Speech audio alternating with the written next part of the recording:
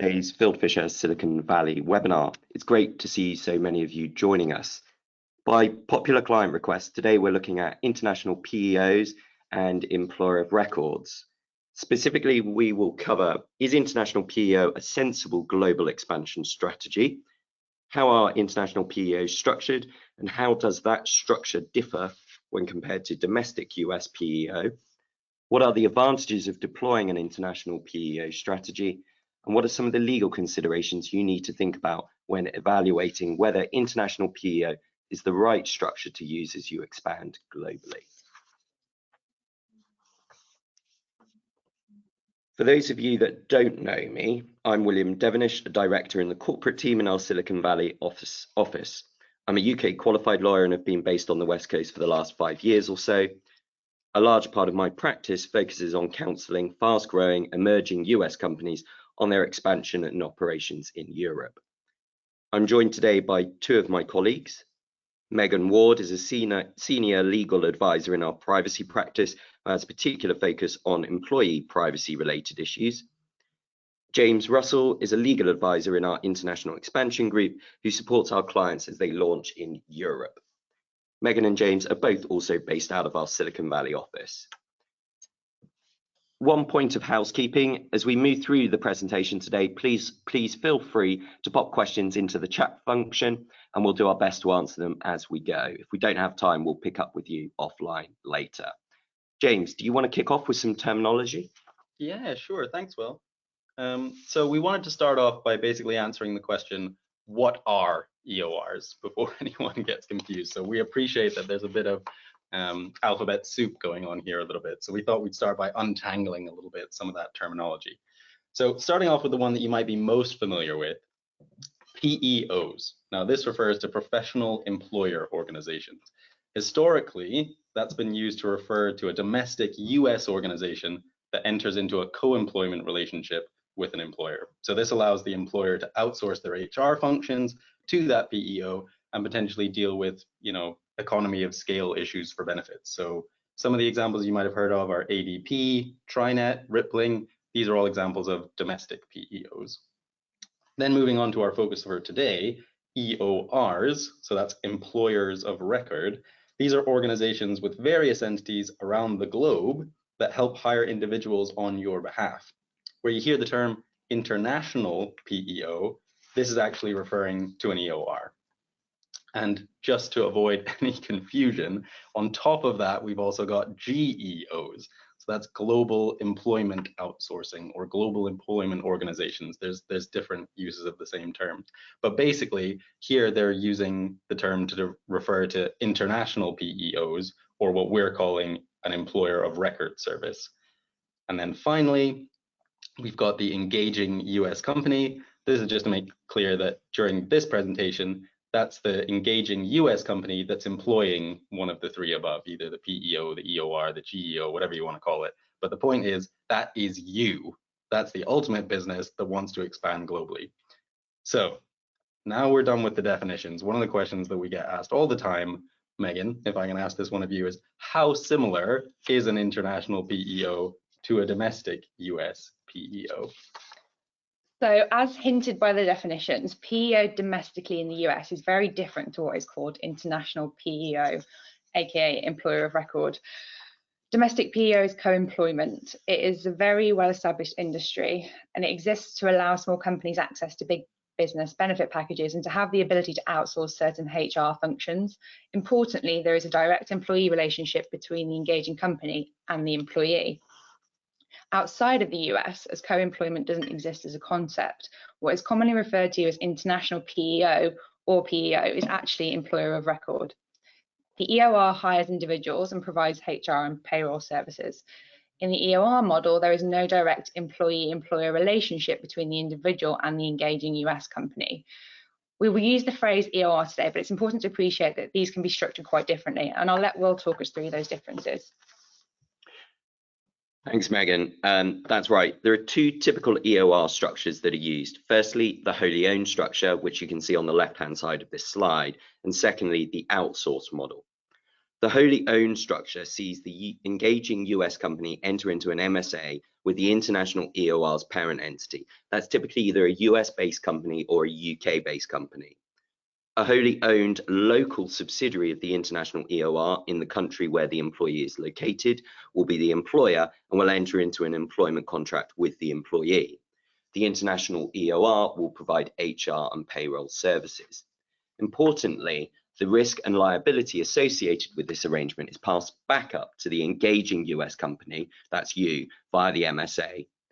We frequently review EOR MSAs and are struck by how one-sided the agreement can be in terms of risk and liability allocation. We appreciate you are often comfortable with taking on that risk, but it's important to note that it does exist at the outset. Moving on to the outsourced model, this actually introduces an additional party to the arrangements. Under this model, the international EOR will not have its own legal entity in the country where you wish to hire the employee. Instead, the EOR outsources the hiring of the employee to a third party.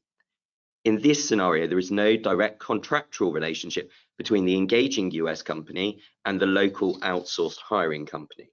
We have seen examples of EOR MSAs that do not require the EOR to obtain your approval or even notify you where they outsource their services. That presents additional risk for the business, as you have no control over who is engaging the employee and is ultimately responsible for payroll and tax deductions in country. Providers in the market tend to focus on one of these models. The key point here is that you need to understand from the EOR which model they operate before you engage them. Our view is that the outsource model creates additional friction in the relationship. That friction is often really felt when you're trying to terminate an EOR employee. So that's the structure. James, do you want to provide an overview of the advantages of using EOR? Because there are quite a few. Yeah, of course. So thanks, Will. As you say, there are lots of clear advantages to the EOR model. And so there's a variety of circumstances in which we think they're clearly the right international expansion model to employ. So on the slide, we've listed some of the key advantages that we often talk about. First of all, on the list is speed. So in some jurisdictions, and we're typically talking about those in civil law systems here, entity formation is not a quick process, and maybe that's an understatement in some cases. The use of an EOR in this context allows you to bypass some of those entity formation wait times and lets you start hiring, almost immediately. In some jurisdictions, speed is less of an issue. So in the UK, for example, we're pretty proud that entity formation is pretty quick. But we have seen, and we therefore recommend clients deploying EOR as a stopgap measure if you're waiting on a local entity to be formed on one of those longer formation timetables. Connected to that is then the use of EORs as a test market. So EORs offer a great way to start testing a market with a limited on-the-ground infrastructure and limited or even minimal capital commitment. Once you're satisfied that the market is then important enough to invest in, you can then go about switching into a more formal structure, such as using a local entity. Similarly, when we're talking about low headcount, so in some situation, we've seen clients make the strategic decision that they're only ever going to have 1 or 2 heads in a jurisdiction, and they have no plans for further growth further down the line. In that scenario, EOR, and well, depending on the job role, it can be an excellent option. But one of the things we just want to flag here is that it's important that you're alert to some of the risks or some of the challenges, and we'll come back to those later. But if the business is looking to increase headcount down the line, we probably recommend a more formal structure, and that it would probably make sense to deploy that from day one. Finally, we've got the issue of less risk than contractors. So the use of contractors across Europe has come under quite a bit of regulatory scrutiny under the last 5 years or so, and that scrutiny has made the independent contractor option a bit more challenging. To be frank, we've seen companies that would have used contractors 5 years ago today switching to the EOR model. The view there being that the use of the EOR instead of the contractors removes some of the risk that would have been associated with contractors previously. And again, here we'd maybe just urge a little bit of caution, because the use of an EOR doesn't necessarily eradicate all of the risks that similarly exist with contractors. I think it's worth highlighting there are still a couple points to consider. So maybe Will, could you maybe talk us through some of those points? Yeah, sure. Thanks, James. So there are some important points to consider in the use of EOR, which certainly do warrant a bit of caution. The first one is cost. Convenience comes at a cost. Even with the flat rate models offered by some EOR providers, it may not necessarily be as cost effective for your situation as it would first appear. We're often told that some of the other expansion options that are available are expensive. But that really isn't the case when you look at A, the underlying numbers, B, factor in some of the risks of using EOR, and C, take a longer term view to your expansion. The cost benefit of using an EOR can quickly be used up. The second point to consider is control. As we've seen in the structure slides, it's important to realize that as the customer, you have a lack of control over the employees. On paper, they are not your employees. You're agreeing to outsource the HR, payroll, and other functions to the EOR. This lack of control tends to become an issue when the company wishes to terminate an employee in an EOR. It will be the EOR that will drive disciplinary matters, not the company, as they are ultimately not your employees. Thirdly, there's an additional party to negotiate with, and this is connected with a lack of control. But by using an EOR, you're introducing an additional party into the wider employment relationship. That often creates confusion for your own staff members and slows down decision making. As a side note, we have been asked about using EOR in a cross-border M&A context. Being candid, we're not sure there is an appropriate use case for EORs in that context. The majority of M&A transactions across Europe will be share purchases. As such, you'll acquire the target and it's all of its overseas subsidiaries on day one that will already be running payroll and directly employing people. Alongside these advantages and points for consideration sit two further factors, the regulatory and legal considerations. As is often the way, law and regulation is, to an extent, playing catch up with the developments in the wider industry. When clients are considering EOR as their international expansion method, we spend a reasonable amount of time discussing these legal and regulatory issues with them. From a regulatory perspective, we suspect that EOR models will come under increasing regulatory scrutiny going forward. Some jurisdictions are already seeking to limit their use, and in other jurisdictions, there are question marks over whether EOR works well under local regulations. Interestingly, we're also starting to hear that VCs are once again looking closely at how international employees are engaged before entering into another round of funding. From a legal perspective, there are a number of points we highlight to clients, and we'd like to dive into those. On the slide that's currently showing on the screen, we've outlined some of the major legal issues which you'll need to think about before you're engaging an EOR. Megan, maybe you could kick off a bit by telling us about labour law in this context. Sure. So before we dig into the labour law aspects, it is worth briefly mentioning immigration. If you're planning on sending a US national to Europe, the chances are that the EOR model will not be suitable. Local immigration laws may require you to have a local entity in order to obtain visas. If you're wanting to send a US national to Europe, checking the visa position should be top of your checklist before you engage an EOR. So from a labour law perspective, the starting point for the engaging US company is to ask, is EOR recognised as a concept in the country we wish to use the model? This is a developing area of law, and as mentioned earlier, it's important to understand that there could be increased regulatory scrutiny going forward. If EOR is recognised, the next step is to explore whether there are timing restrictions on use or whether the use of EOR will trigger specific registration needs. These are questions that local counsel will be able to answer. Moving to risks. Broadly, from a labour law perspective, we're concerned with joint employer liability being created and local authorities deeming the engaging US company to be an employer. Yeah, thanks, Megan. And the risks are reduced by direct employment between the EOR and the employee, but you're going to want to ensure that there are protections for the engaging US company. For example, you'll want to consider whether an NDA between the employee and the engaging US company is needed. HR functions being performed by the EOR and having terminations carried out by the EOR will also go some way to reducing the risks. But the risk reductions come at a cost. The engaging US company is giving more control to the EOR. Employees don't necessarily feel part of the US business because they aren't employed by it. And the local authorities could look through the EOR relationship and deem that the engaging US company is really the employer. There are potential issues with the use of EOR from an employment perspective. For example, employee gains, and what recourse do you have against the employee if they are not, on paper, your employee? Moving on to corporate law, as headcount grows, risk increases that the local authorities see through the EOR relationships and say local business registration requirements are tripped.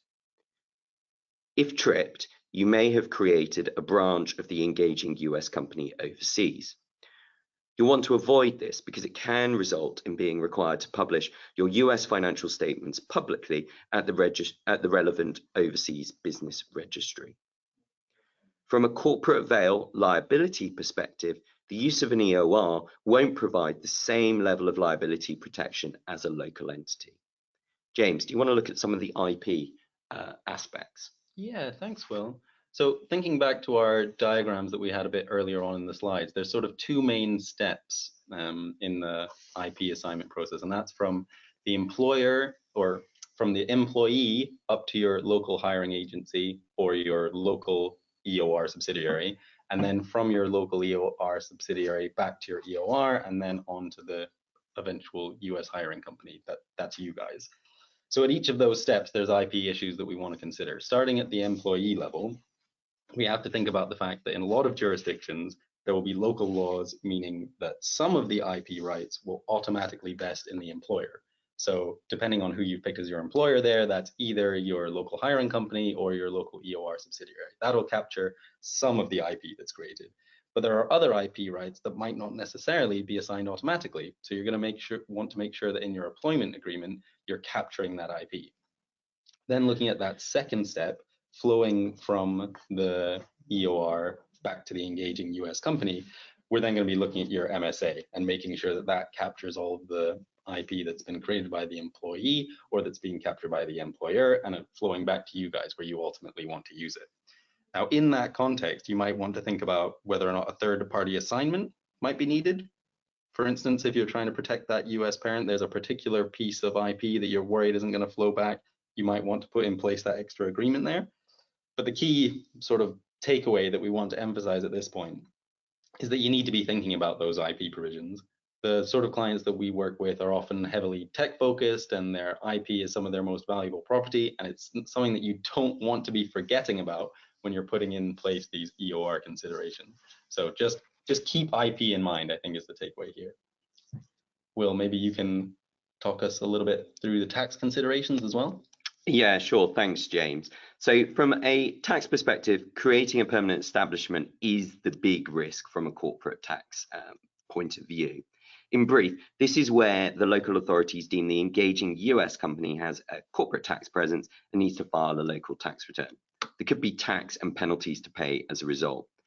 We won't go into the details of permanent establishment, but it is easy to trip and it is a grey area.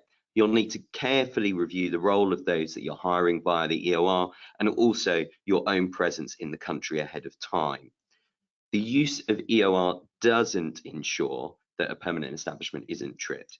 It is important to note that the permanent establishment risk is quite often passed back up to the engaging US company via the MSA that you will enter into with the EOR. The message here is proceed with extreme care, particularly if you're hiring salespeople via EOR, and continually evaluate the permanent establishment position. We're often asked for a headcount figure on when we think that permanent establishment will be tripped. The answer is there is no clear-cut answer. It all depends on the specific facts. So with that in mind, we always recommend you speak to either our tax colleagues or an international CPA to explore whether the use of EOR will create a permanent establishment. In terms of stock options, the starting point here is to ask, can stock be offered to individuals where there is no employer-employee relationship? That will require a review of your US stock option plan to understand who exactly you can offer stock to. Presuming you can offer stock to EOR employees, tax advantageous plans, such as EMI in the UK, may not be available because the engaging US company doesn't have a local entity. There is also potential that the tax treatment of options could well be different for EOR employees versus group company employees. If you are offering stock to EOR employees, the EOR is the ultimate employer, and it may have local tax reporting requirements. In our experience, with the exception of a couple of EOR providers, the majority of EORs are not set up to meet local reporting requirements for stock options. Very good at deducting the appropriate tax off salary, but they're not necessarily well equipped to deal with stock options. So the message here is check with your lawyers and speak to your EOR about how they deal with the reporting requirements ahead of time. Megan, do you want to take a look at some of the data considerations? Yeah, so let's start with the processing roles of the EOR and the US engaging company in relation to the processing by each of the EOR employees' personal data. So the EOR and the US engaging company will each process the employee's data as a data controller. The EOR will process employee data for the purpose of managing and administering the employment relationship, and the engaging company will process employee data in the course of the individual's day-to-day tasks. Typically, the parties are independent controllers, but there is a risk of joint controllership as the parties may share a purpose of processing. This means that in the MSA, there should be appropriate controller data protection terms to cover the sharing and processing of the employee data. This includes appropriate data transfer terms, such as incorporating the EU standard contractual clauses or UK equivalent for transfers of EU-UK data to the US. There is then also the issue of the EOR's role in relation to any personal data the engaging company might process in the course of providing its services to its own customers, because the employee may need access to customer data in the performance of their role. For example, if they are providing customer support, say. The EOR itself does not become a processor or sub-processor of customer data, but one of the parties might suggest processor terms for the EOR. Often that's because of a misconception or because processor terms are seen to be more protective of the data. If there is an attempt to include processor terms in the MSA, this would merit closer analysis, but generally it would not accurately portray the EOR's role with respect to customer data. It would also not be appropriate to categorise the employee who accesses customer data in the course of their day-to-day role as a processor or sub-processor in its own right. From a privacy perspective, and it's important to kind of emphasise that bit, the employee is seen to be processing the customer data as part of the engaging company's entity and under the authority of that company. Although not employed by the engaging company, with respect to data they have access to, the individuals are handling data under the company's direct authority in their roles. And so purely from a privacy perspective, it's sensible to treat them as employees by ensuring they comply with the company's data handling and security policies. This often means the engaging company takes a more active and employer-like role with data protection and security training. So if you do have an employee who will have access to customer data, you'll have to think about these things more carefully than if you're looking at a role which only requires access to internal company data. The engaging company may have to ramp up company policy adherence dependent on the role. As I mentioned, from a privacy perspective, the employees seem to be acting under the authority and control of the engaging company with respect to personal data to which they have access. But there is obviously a tension here because that analysis is in direct contrast with the employment and other legal analysis, which we've discussed. So how does the engaging company ensure that the employee complies with the company's data handling and governance policies? There are a couple of options to consider, as shown in the diagram on this slide. So the EOR and employee have privity of contract.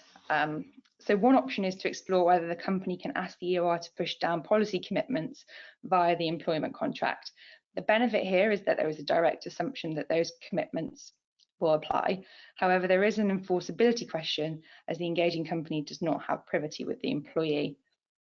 Additionally, there is a risk that trying to push down such commitments may blur the lines with respect to the employment analysis. Alternatively, and Will mentioned the possibility of an NDA before, but the engaging company may wish to rely on very light commitments in the employment contracts between the EOR and the employee. And separately, the engaging company could get the employee to sign a confidentiality agreement or NDA with the employee, which includes commitments to adhere by the company's policies. I should just mention that if you're in an outsourced structure, there will be additional considerations because the engaging company employee are one step further removed. As you can see, there is no one-size-fits-all solution. It is about finding a balance between protecting the data to which the employee will have access and maintaining the other legal analysis. Now, it's not on the slide, but I just wanted to mention a couple of obligations each party will be subject to as the controller of the employee data. So under the GDPR and the UK GDPR, each party will have transparency and notice obligations as a controller of the employee's data. This means each party will need to provide information on what data it processes about the employee, why, and how. The engaging company will need to consider whether its existing workplace privacy notices is suitable for individuals engaged via an EOR, or whether the notice should be reduced in scope because the company may only have access to limited data about the individual. So a bespoke privacy notice might be preferable in some cases. It really depends on how the EOR arrangement is structured, and so the engaging company will need to think about what employee data it actually processes. It may also be worth the parties putting their heads together to think about apportionment of responsibility in relation to other privacy compliance obligations, such as data subject rights. If, for example, the employee submits a data subject access request to the EOR, how would the parties deal with that? So as with our other key considerations, the main takeaway from a privacy perspective is that EOR is doable and there are solutions, but the engaging company has to balance the risk, and the parties need to work together to find solutions based on the case-by-case specific facts. Brilliant. Thanks, Megan. So I think it looks like we're more or less on time, which is great. So maybe let's wrap up. Let's focus on our key takeaways. So employers of record are a fantastic expansion option in a variety of situations. And some of the ones that we have highlighted today include, firstly, where you're wanting to test a new market with a handful of individuals. Secondly, where you're only ever planning to hire 1 or 2 individuals in a country and you don't have international jurisdiction. And thirdly, where you're using the model as a stopgap whilst an entity is being formed, for example, in one of those civil jurisdictions we talked about where it takes an awfully long time. However, there are risks to consider when you're using an EOR.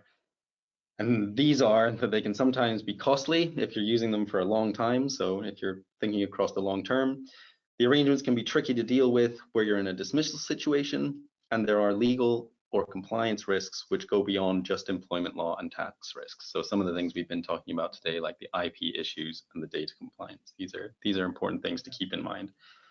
So our strong recommendation would therefore be to just take a pause before utilizing an EOR as part of your expansion strategy, just to consider whether EORs are necessarily the best option for you and your particular business needs. It's at that stage, when you're taking this pause, that you can just consider some of the legal risks we've discussed today and talk them through with the EOR that you're working with, or indeed, picking up the phone and giving us a call. We'd obviously be happy to discuss the use of EORs and possible other alternatives where they're appropriate, and indeed to put you in touch with some of the EORs that we trust and have worked with in the past. So I think if we move on to our last slide, that is basically a wrap. So, well, thanks everybody for tuning in today and listening to us. If you have left a message in the chat, which we haven't already had a chance to answer, I think we'll probably at this stage, I think looking at the time, we will follow up with you about that offline. But if there are any other further questions that you haven't had a chance to ask, obviously feel free to reach out to us using that information on the screen. We're always happy to hear from you.